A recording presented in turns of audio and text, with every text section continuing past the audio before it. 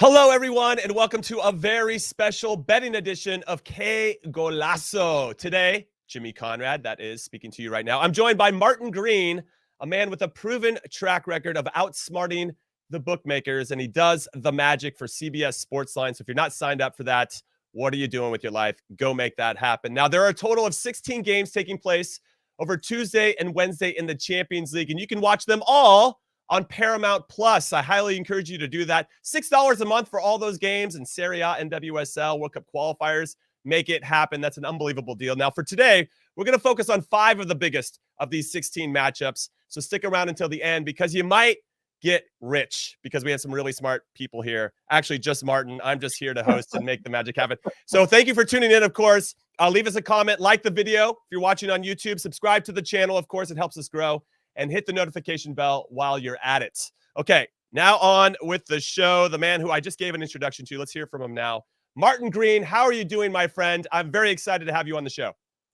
I'm very well, thanks, Jimmy. I'm delighted to be on the show. I think it's going to have a great conversation. Looking forward to breaking down some of these Champions League games. Had a really good week on match day 1, so I'm really hoping that I can keep the good times rolling as we move into the second round of fixtures. There's some really interesting games. Looking forward to breaking them down with you. Yeah, very tasty. Let's give some context to why you're so good at what you do. What was your biggest hit from match day 1 in the Champions League?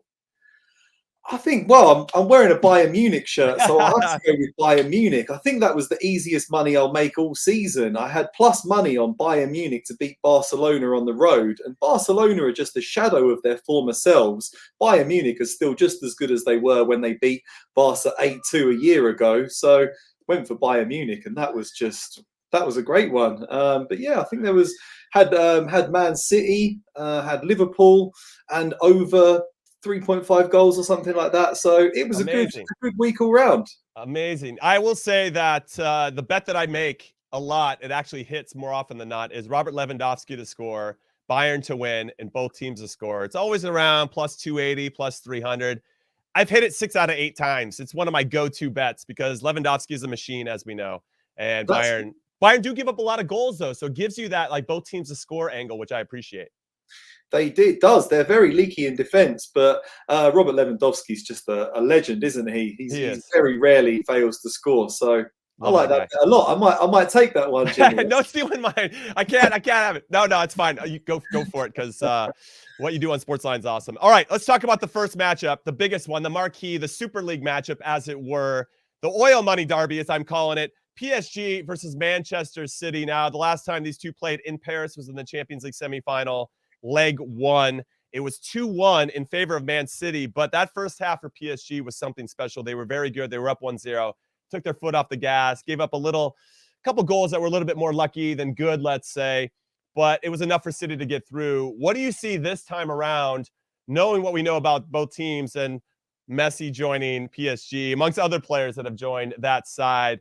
I don't know if that makes them better, maybe not necessarily worse, but just somewhat indifferent because they have so much talent at their disposal. I don't know if Mauricio Pochettino has found the right balance of who his best starting 11 is. What are your thoughts on this? And obviously, Man City coming off a big win against Chelsea this past weekend.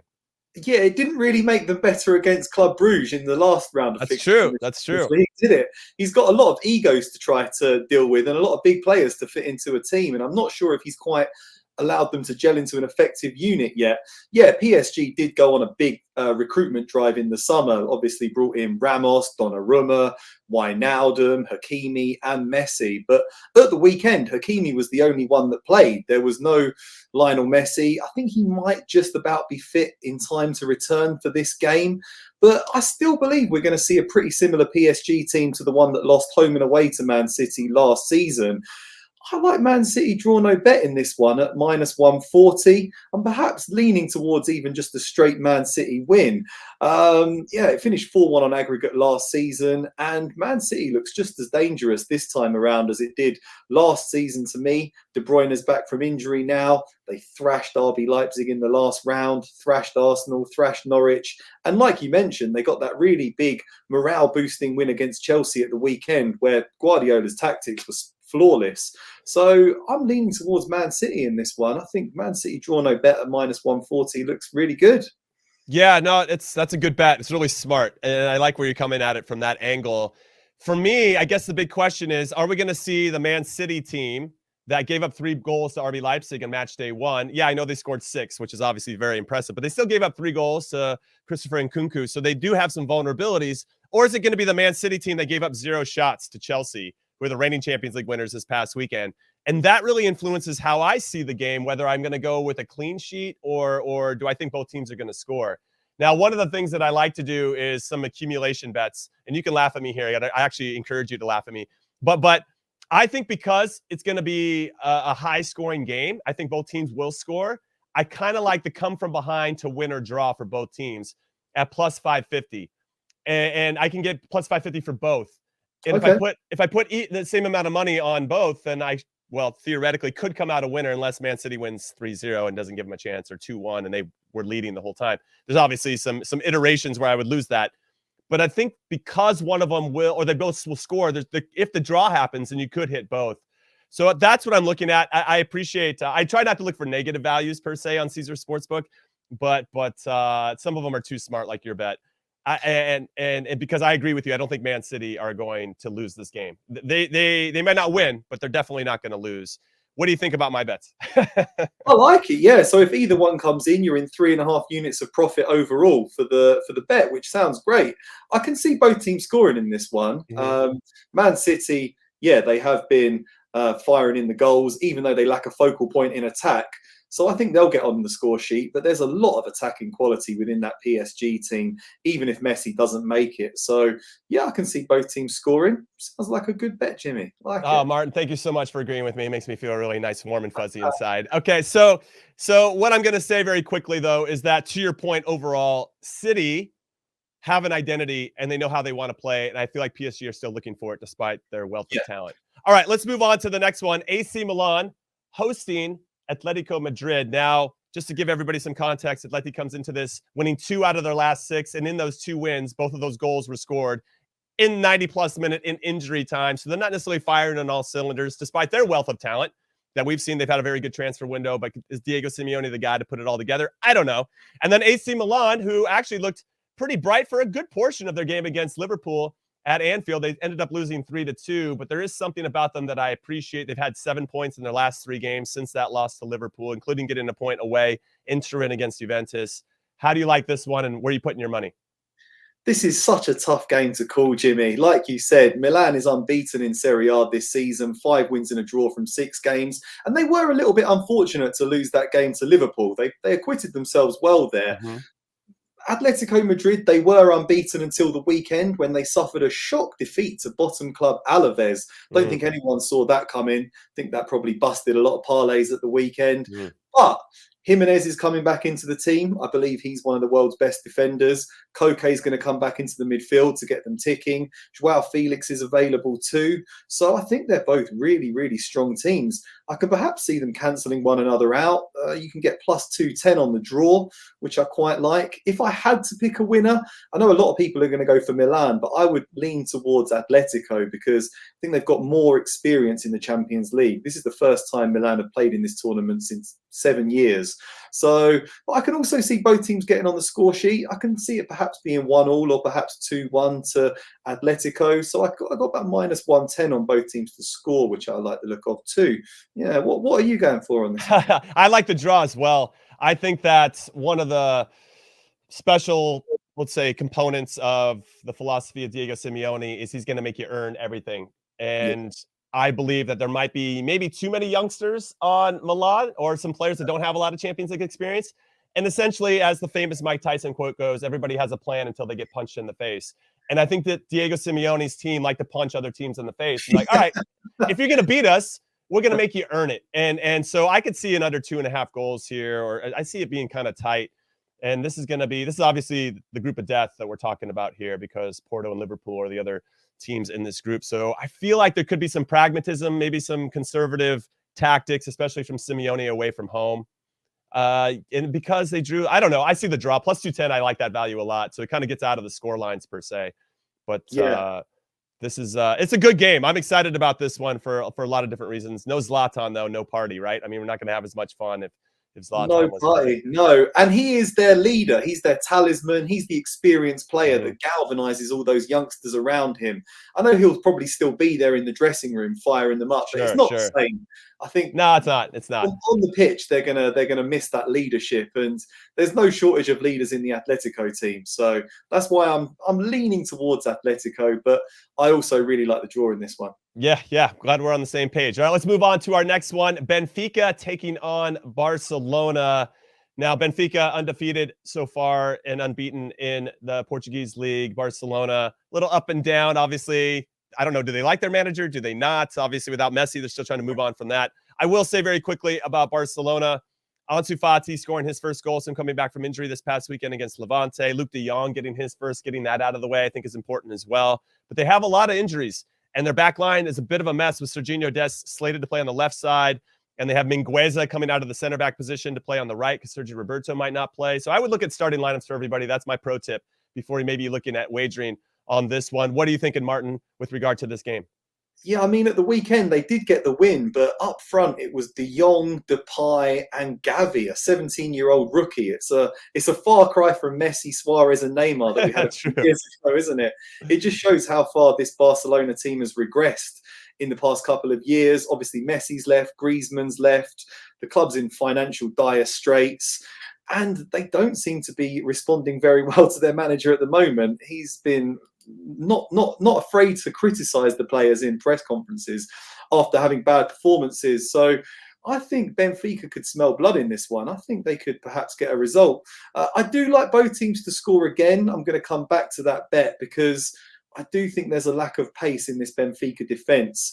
Vertonghen and Otamendi are kind of past their peak physically, I would say. And you mentioned Ansu Fati and Memphis. They're both quick, dynamic strikers. So I can see Barcelona getting on the score sheet in this one. But you also mentioned Barcelona's defensive problems, and I think Benfica have the players to really exploit that. Yaremchuk's been fabulous up front. They've been banging in the goals. They're unbeaten in 12 games so far this season, and they have a great record in Lisbon. So I'd be looking at Benfica draw no bet, and I'd be looking at both teams to score. Maybe combine them, like you say, in a same game parlay, both teams to score.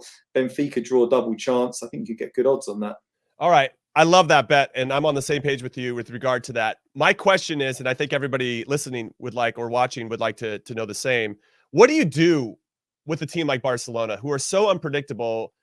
Do you more often than not try to stay away from teams that haven't found their identity yet, or what would you advise people with regard to some of these teams that are so up and down?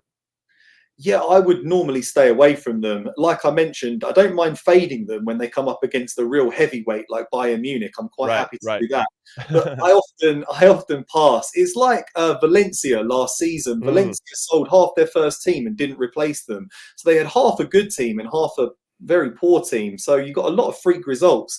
I think the best thing to do was just to pass every game they played in. That was one of the best decisions I made last season. And yeah, I've been avoiding Barcelona quite a lot in La Liga so far this season. But if I had to go for anything on this one, I can see Benfica getting something. Yeah, I agree with you. Actually, just to let you know, my big surprise of who was going to get eliminated is Barcelona. I think Benfica is going to finish second. And if they do it, I think they need to get potentially all 3 points in this one to really let Barcelona know that they're going to be the second place team, and Barca will finish in third and we'll enjoy the Europa League. Hopefully, we'll see. But what's interesting is just to put a bow on this thought with regard to a team that's up and down. Sometimes you see some tremendous value. You're like, I'll never get Barcelona at plus 300 ever again. But you can get it here because they are so up and down. So that's always the thing that like reels me in a bit. It's just, they're just putting that bait. Caesar Sportsbook just putting that bait out there for me to bite. And I always bite, Martin, and it hurts my soul. All right, let's move on to the next game, which is Manchester United versus Villarreal. Obviously a rematch of that famous Europa League final last season that went to like 3,000 penalty kicks from each team, and Villarreal were the eventual winners. Now, just to give some context, it looks like Manchester United could be without Luke Shaw, Harry Maguire. Aaron Wan-Bissaka is out because he got that red card against Young Boys. So they're going to have a makeshift back line. But Villarreal are missing their top attacker in Gerard Moreno and Samuel Chukwueze, one of the better wingers in all of La Liga. So it's kind of like a somewhat B squad of a back line for Man United versus somewhat of a B squad of a front line for Villarreal. How do you see this one playing out?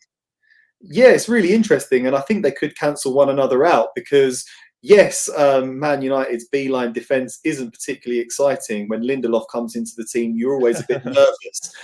But do Villarreal have the attacking threat to punish them? I'm not sure. Without Gerard Moreno, they haven't been particularly great in front of goal. I think they've got 6 goals in 6 games in La Liga so far, but 4 of them came against Elche. So they've drawn a blank in 4 matches out of 6. Very, very strong defensively, though, Villarreal. Very organised, very tough to play against, very, very disciplined. They haven't lost this season. They took Chelsea to a penalty shootout in the in the Super Cup final. Obviously drew with Man United in the Europa League final last season. So they've drawn with Atletico Madrid, they've drawn with Real Madrid. Big teams really struggle to break down Villarreal. So I wouldn't feel comfortable betting on Man United at those sort of odds. At -205, I think that looks not particularly appealing at all. I'd be inclined to give Villarreal the handicap in this one and say they could cover it. I can't see them losing by more than a single goal. Obviously, Ronaldo's been terrific in front of goal. He's 4 goals in 4 games, but he's just been phenomenal. So Ronaldo to score at any time, have to go with that when the odds are this good. I'd go for Villarreal +1. But I can see this being quite a low-scoring game, and under 2.5 goals is priced at +130, which I like. Good. Yeah, I like that one a lot, especially because there might be more of an emphasis on like Fred and McTominay sitting really hard in front of that back four. If they potentially play or Matic or Pogba, who knows what Ole Gunnar is going to do? That's a part of his charm, I think. But to your point, Cristiano Ronaldo scored 13 goals in 19 career games against Villarreal, so a nice little track record there, and obviously probably the greatest to ever do it in this competition. He's going to want to step up. I like Ronaldo to score first, +250. He likes to put his stamp on things, and I think that's really good value for him in particular. Now, does it give you any pause with Villarreal? Because they had a 2-1 lead against Atalanta on match day 1 and gave it up in the 83rd minute to make it 2-2. Now, they've been excellent, only given up 3 goals so far in La Liga, but there is something, a different sauce, I think, when it comes to the Champions League, where the excitement level, I don't know, something's a little bit different. And they can't really seem to kick on. Plus, let's just be honest, Unai Emery, their manager, just loves playing in the Europa League. So maybe he just wants to finish 3rd. I don't even know, Martin. So when you see Villarreal, another team who obviously hasn't hit anywhere close to their potential this season, it does have to give you some pause. It gives me a lot of pause. Yeah, they draw far too many games. They've drawn 4 out of 6 in La Liga, and they're languishing in mid-table. Same in Champions League, like you mentioned, against Atalanta. They blew the lead. They're a very difficult team to call. I just go back to them very rarely losing. So that makes me think it highlights the magnitude of the task that Man United face in this game. So I don't particularly like this game from a betting perspective, to be honest. I won't be putting a great deal of money on it. I'd be inclined to avoid the outrights, perhaps give +1 handicap to Villarreal. I don't see them losing heavily if they do lose. But yeah, I'll stick to the goal scoring markets, and I'll stick to under 2. Yeah, I love it. I love the goal scoring markets as well. Now let's get to our last game. Juventus, who look a little bit different than they have in previous iterations, versus Chelsea, who are coming off a pretty significant loss and not getting any shots on goal against Manchester City this past weekend at Stamford Bridge. So obviously some cause for concern, potentially. Thomas Tuchel doesn't lose very often. Now, anytime I bet on Chelsea in the Champions League, it's always under 2.5 goals. I believe that only 1 game out of Tuchel's reign at Chelsea has been over 2.5 goals in 8 or 9 Champions League games, both in he didn't do the group stages before. That was Frank Lampard, but in the knockout rounds. How do you see this one playing out? Because Juve, another team that's wildly unpredictable right now. They are wildly unpredictable. It's been a terrible start to the season for Juventus. Allegri came back into the club and he was supposed to turn things around, lead them back to glory. But they had some shocking results in the opening weeks of the season. They've kind of found their feet a bit recently, picked up a couple of 3-2 wins. But the big problem for them is that Dybala's injured and Alvaro Morata's injured for this game. They've got no strikers. I mean, they could play Moise Kean, Kulusevski up front, perhaps Chiesa, but they're really going to lack a focal point in attack, which doesn't fill me with a great deal of enthusiasm against a very well-drilled Chelsea team. I think Chelsea could potentially shut them out in this one. Could see under 2.5 goals coming in, but then I would think it would be 1-0 or 2-0 to Chelsea. I think they get the win here. Yeah, I love that. I'm betting that again. Every time I bet it, 75% comes back in as a winner. So I'm going to probably keep riding it all the way till it just dies. I'm going to keep beating that dead horse, Martin. All right, Yeah. before I let you go, there are obviously 11 other matches. Any other tips that we should be looking out for? Anything else that you're leaning into based on what you're seeing with your trends and anything else that you do for your analysis? Yeah, I like the look of Liverpool to win in Porto. Porto are a very difficult team to beat. They only lost 6 times last season and they're unbeaten this time around. But both defenders are missing. Pepe's injured and Chancellor Mbembe suspended. So when you're missing your first choice centre-backs against Salah, Mane, Firmino and Diogo Jota, that doesn't inspire me with a great deal of confidence. And very good odds on an away win for Liverpool. Perhaps Liverpool and over 1.5 goals to get a bit more value. I think Sevilla can go to Wolfsburg and get a result. They've really impressed me so far this season. They're unbeaten. Wolfsburg lost 3-1 to Hoffenheim at the weekend. They seem like they're running out of steam a little bit. Sevilla draw no bet is minus 120. Good odds on straight Sevilla win. That's about it for me, Jimmy. I perhaps like over 2.5 goals in the Salzburg versus Lille game. Both of those teams are attacking and looking very good going forward. So I like that. But yeah, there's a lot of games that I'll probably pass. What about you? Have you got any other little tips? No, I was going to agree with you on the Porto versus Liverpool. I think because Pepe's out, because Mbemba's out, it's just going to change the spine of your team and how you move collectively as a group. And their manager probably knows that. They're probably going to try to be a little bit more conservative. But Liverpool also coming off that game against Brentford where they essentially gave those points away. They could have run away with that game and just kind of shut off at the wrong time. And I think that Jurgen Klopp's going to ask them to respond to that defensive performance in particular in a really meaningful way. Now, I will say Porto does have hallmarks of Brentford type intensity, especially in the Champions League, because they know they're the smaller club. They know they're going to have to fight and scrap for everything. And Liverpool haven't really shown that they can handle that very well, at least this particular weekend against Brentford. So I'm curious to see, but I think they're going to be up for it. And I think that's really good value, as you mentioned, with regard to Liverpool. Well, Martin, thank you so much for joining us. Hopefully we can continue to do this all season long around some of the biggest matches in the world. And this has been a big blast for me. Any final thoughts? And please let us know where we can find you outside of CBS Sportsline. It's been great. Thanks, Jimmy. Yeah, you can find me on Martin W. Green on Twitter. I'm previewing, I think they've got me previewing about 15 matches at the moment per week on CBS Sportsline. So you can find me there and various other websites across the internet. Go to Martin W. Green on Twitter and there's links to various articles I've written and videos I've put out there. But thanks for having me on the show. It's been great. Hope to make an appearance again soon. Yeah, I hope that as well. Maybe not wearing a Bayern Munich jersey. Like, get off the bandwagon, Martin. I'm just giving you a hard time. Well, all right, everybody. I didn't wear my Arsenal shirt. I'm normally in an Arsenal shirt, but I couldn't. There you go. And it's been a great. I'm surprised you didn't wear it. It's been a great weekend for them. Maybe the most positivity that you could potentially have around Arsenal at this particular moment. So I'm excited to see, as long as they can stay healthy and Mikel Arteta doesn't get in his way, then we'll see what ends up happening. We can talk about Arsenal potentially getting in the top 4, or at least top 6 Europa League next season. I don't want to get ahead of myself, Martin. Thank you, everybody, for watching. I'm Jimmy Conrad. This is Martin Green. This has been the Qué Golazo podcast, and we appreciate all of your support. We'll see you next time.